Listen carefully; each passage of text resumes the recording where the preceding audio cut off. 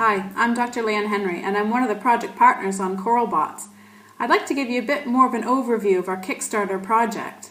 Basically, we're aiming to develop a group of robots that can go underwater and repair coral reefs. And many of us are familiar with coral reefs, and some of us have even been lucky enough to visit, snorkel and dive them. But millions of people around the world depend on coral reefs for their fisheries and for tourism. Now, unfortunately, coral reefs have suffered a lot of damage due mostly to our activities, so things like bottom fishing and dynamite fishing, and also natural sources like hurricanes. Now, luckily, nature's also given a lot of species of corals the ability to regenerate and to recover from that kind of damage.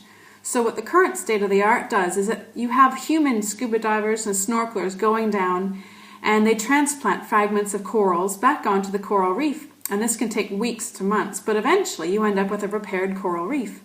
But it takes a lot of time, it takes a lot of volunteer divers and snorkelers, and basically a lot of human effort. And it also takes a lot longer. What we plan to do is to replace humans with robots.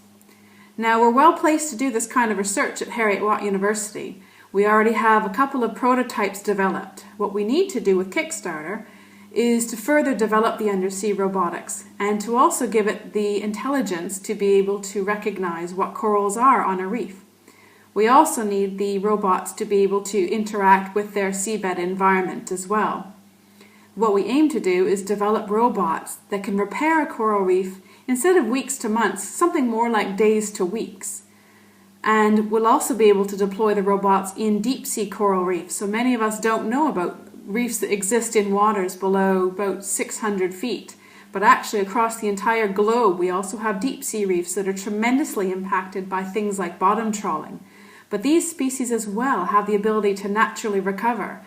So there's already researchers working on transplantation methods for deep water corals, and we'd like to eventually develop this technology to be used in the deep sea as well. Our project is split into 3 phases, as you can see, and for more technical details, please read through to see exactly what coral robots will be doing. But if you have any questions, please feel free to contact us. Please donate to our project.